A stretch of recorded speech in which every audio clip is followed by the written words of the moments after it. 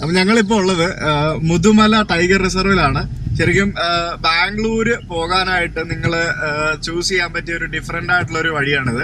ഞങ്ങൾ രാത്രി 1:30 ആയപ്പോൾ എറണാകുളത്ത് നിന്ന് ഇറങ്ങി 5:45 ഞങ്ങൾ ഗൂഡല്ലൂർ എത്തി. ഗൂഡല്ലൂർ രാവിലെ 6 മണിക്കാണ് തുറക്കുന്നത്. 6 മണിക്ക് തുറന്നു കഴിഞ്ഞാല് നമുക്ക് കാട്ടിലൂടെ ഇങ്ങനെ സഞ്ചരിച്ച് മൃഗങ്ങളെയൊക്കെ കണ്ടു പോവാം. ഞങ്ങള് വന്ന് ഇവിടെ ഗേറ്റ് തുറന്ന് കയറിയപ്പോ തന്നെ കുറെ ആനകളെ കണ്ടു. ഇവിടെ ധാരാളം ആനകള്, പിന്നെ ഭാഗ്യം ഉണ്ടെങ്കിൽ കാട്ടുപോത്ത്, മയില്, മാൻ, അങ്ങനെ കുറെ മൃഗങ്ങളെ കാണാൻ കഴിയും. അപ്പോ രാവിലെ ഫസ്റ്റ് പോകാൻ സാധിക്കുവാണെങ്കിൽ നിങ്ങൾക്ക് കുറെ മൃഗങ്ങളെ കാണാനുള്ള ലക്കുണ്ടാവും. നല്ല റോഡാണ്. എന്തായാലും നമുക്കൊന്ന് കാണാം.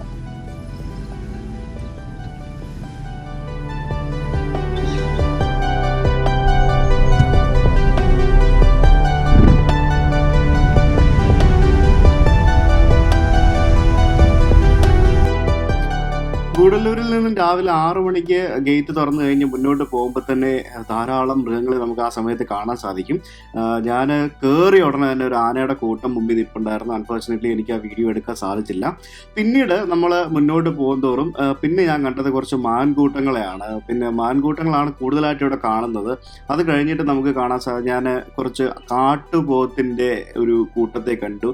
എൻ്റെ കയ്യിൽ സൂം ചെയ്തെടുക്കാവുന്ന ഒരു ക്യാമറ ഇല്ലാത്തതിനാൽ എനിക്ക് വ്യക്തമായിട്ട് പകർത്താൻ കഴിഞ്ഞില്ല. നിങ്ങൾ ഈ കാണുന്നത് ലെഫ്റ്റിൽ കുറേ കാട്ടുപോത്തുകളാണ്. ശരിക്കും നല്ല വലിപ്പമാണ് ഈ കാട്ടുപോത്തുകൾക്കുള്ളത്.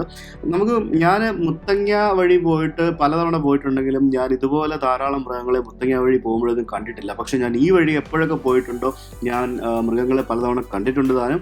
ഞാൻ ഈവൻ പണ്ടൊരിക്കൽ ഞാൻ തമിഴ്നാട്ടിൻ്റെ ഒരു ബസ്സിൽ യാത്ര ചെയ്തേ ഞാൻ റോഡിന് നടുക്കൂടെ ഒരു കടുവ ക്രോസ് ചെയ്യുന്നതിൻ്റെ ഒരു ദൃശ്യം കൊണ്ട് എനിക്ക് കാണാനിടയായി. പിന്നെ ധാരാളമുള്ളത് മയിലുകളാണ് ഈ സ്ഥലത്ത്. ഇതിപ്പം വന്നിരിക്കുന്നത് ഇവിടുന്ന് റൈറ്റ് പോകുന്ന വഴി കണ്ടോ, ഇത് മസിനഗുഡിക്ക് കയറി പോകുന്ന വഴിയാണ്. ആക്ച്വലി മൈസൂർ ഭാഗത്തുനിന്ന് വരുമ്പോൾ ഏറ്റവും ഷോർട്ടസ്റ്റ് റൂട്ടാണത്. മസിനഗുഡി അല്ലെങ്കിൽ ഊട്ടിയിലേക്ക് കയറിപ്പോകാനുള്ളൊരു വഴിയാണത്. പിന്നെ നമുക്ക് കാടിന് നടുക്കുള്ള ഇത് തമിഴ്നാട് മുതുമല ഭാഗമാണ് ഈ കാണുന്നത്. ഇപ്പോൾ എതിർ ദിശ എന്നുള്ള വണ്ടികൾ വന്നു തുടങ്ങുന്നത് നിങ്ങൾക്ക് കാണാൻ സാധിക്കും.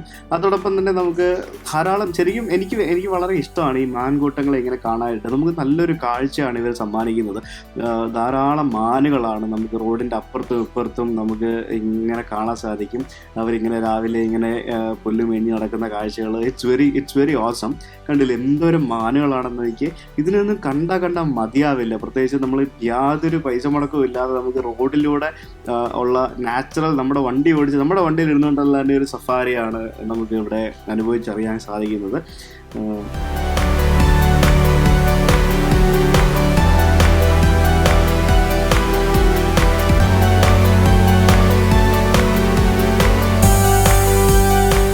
എപ്പോഴെങ്കിലും ഈ വഴി വരാനായിട്ട് പ്ലാൻ ചെയ്യുകയാണെങ്കിൽ നിങ്ങൾ അതിരാവിലെ 6 മണിക്ക് കൂടല്ലൂർ ചെക്ക് പോസ്റ്റിൽ എത്തുക.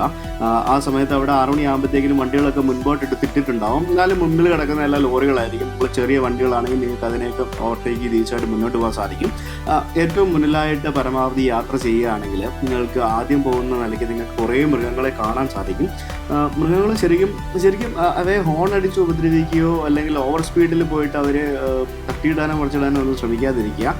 ശരിക്കും ഒരു 1.5 മണിക്കൂർ അല്ല 2 മണിക്കൂർ ശരിക്കും എൻജോയ് ചെയ്യാൻ പറ്റിയ ഒരു കാഴ്ചകൾ സമ്മാനിക്കുന്ന ഒരു സ്ഥലം തന്നെയാണ് ഈ റൂട്ടിലൂടെയുള്ള യാത്ര. നിങ്ങൾക്ക് കൂടുതലായിട്ട് കാടിൻ്റെ ഉൾപ്രദേശങ്ങളിലേക്ക് പോകണമെന്നുണ്ടെങ്കിൽ പുതുമലയിൽ നിന്നും കർണാടകത്തിലെ ബന്ദിപ്പൂരിൽ നിന്നും നിങ്ങൾക്ക് സഫാരി അവൈലബിൾ ആണ്. അഡീഷണൽ പൈസ കൊടുത്ത് അവരുടെ ജീപ്പിലും ബസ്സിലും ഒക്കെ ആയിട്ട് നമുക്ക് കാടുകളിലേക്ക് സഫാരിക്ക് പോകാൻ സാധിക്കും. നിങ്ങൾ ഗൂഡല്ലൂരിൽ നിന്ന് അങ്ങോട്ട് പോവുകയാണെങ്കിൽ നമുക്ക് check post Tamil Nadu Karnataka check പോസ്റ്റിൽ വലിയ ബുദ്ധിമുട്ടുണ്ടാവില്ല. നിങ്ങളിപ്പം അവിടെ നിന്ന് ഗുണ്ടൽപേട്ട ഭാഗത്തുനിന്ന് ഇങ്ങോട്ട് വരികയാണെങ്കിൽ നല്ല ബ്ലോക്ക് ഉണ്ടാവും. ഞാനിപ്പം കർണാടകയിലേക്ക് എൻ്റർ ചെയ്യുകയാണ്.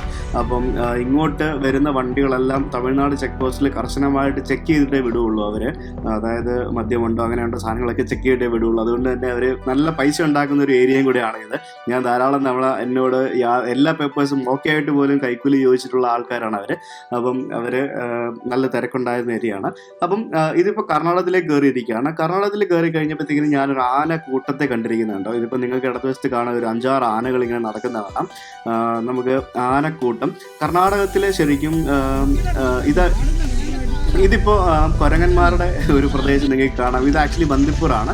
അവിടെ നിന്നാണ് സഫാരിയൊക്കെ പോകുന്നത്. ഇത് കർണാടകത്തിൽ നിന്നും ബന്ദിപ്പൂരിലേക്കുള്ള ഒരു കാട്ടിലേക്ക് പോകുന്നതിൻ്റെ റോഡിൻ്റെ എൻട്രിയാണ്. അത് കഴിഞ്ഞ് നമ്മൾ മുന്നോട്ട് വരുമ്പോഴാണ് നമുക്ക് പ്രധാനപ്പെട്ട ഗുണ്ടൽപേട്ടയിലുള്ള ഈ സൂര്യകാന്തി തോട്ടം നമുക്ക് കാണാൻ സാധിക്കുന്നത്. ഇതും ചില സമയത്ത് അവിടുത്തെ ഒരു അട്രാക്ഷൻ തന്നെയാണ്. സോ നമ്മൾ ഗുണ്ടൽപേട്ടയിൽ നിന്ന് രാവിലെ കുറേ മൃഗങ്ങളെല്ലാം കണ്ട് അത് കഴിഞ്ഞ് നമ്മളിപ്പോൾ മൈസൂർക്ക് പോയിക്കൊണ്ടിരിക്കുകയാണ്. അപ്പോൾ ഈ ഗുണ്ടൽപേട്ട ഏരിയയിൽ ഇപ്പോഴത്തെ സീസൺ, ഞാനിപ്പോൾ വന്നിരിക്കുന്ന ഈ സമയത്ത് സീസൺ എന്ന് പറയുന്നത് സൂര്യകാന്തി പൂക്കളാണ്. നിങ്ങൾക്ക് കാണാം എൻ്റെ പുറകിൽ ശരിക്കും ഒരു ആൾ പൊക്കത്തിലുള്ള സൂര്യകാന്തി ചെടികളൊക്കെയാണ് ഇവിടെ ഉള്ളത്. ഇത് ഇപ്പോൾ സൂര്യകാന്തി സീസൺ എല്ലാം കഴിഞ്ഞിട്ട് കുറച്ചങ്ങോട്ട് മാറുമ്പം ചിലപ്പം ബന്ദി ആയിരിക്കും സീസൺ ചെയ്യുന്നത്. സീസണൽ കൃഷിയാണ് ഇവിടെ നടക്കുന്നത്. നമ്മുടെ കേരളത്തിലേക്ക് ഏറ്റവും കൂടുതൽ പച്ചക്കറികളും മറ്റും വരുന്നത് ഗുണ്ടൽപേട്ടയിൽ തന്നെയാണ്. ശരിക്കും വളരെ മനോഹരമായ ഒരു കാഴ്ചകളാണ് നിങ്ങൾക്ക് ഈ വഴി ബാംഗ്ലൂർക്ക് പോവുകയാണെങ്കിൽ നിങ്ങൾക്ക് ലഭിക്കുന്നത്.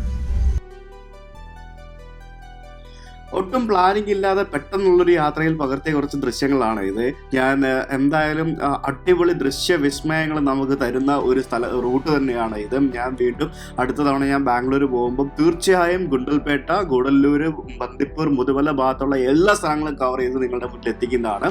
അപ്പോൾ എന്തായാലും എൻ്റെ ട്രാവൽ വീഡിയോസ് നിങ്ങൾക്ക് ഇഷ്ടമാവുന്നു എന്ന് ഞാൻ വിശ്വസിക്കുന്നു. അപ്പോൾ കൂടുതൽ വീഡിയോകൾ കാണുവാനായി എൻ്റെ യൂട്യൂബ് ചാനൽ സബ്സ്ക്രൈബ് ചെയ്യുക. അതോടൊപ്പം തന്നെ നിങ്ങൾ ഈ വീഡിയോ ഫേസ്ബുക്കിലാണ് കാണുന്നുണ്ടെങ്കിൽ എൻ്റെ ഫേസ്ബുക്ക് പേജ് ലൈക്ക് ചെയ്യുക. ഈ വീഡിയോ നിങ്ങൾക്ക് ഇഷ്ടമായിരുന്നുണ്ടെങ്കിൽ നിങ്ങളുടെ കൂട്ടുകാരായിട്ട് ഷെയർ ചെയ്യുക.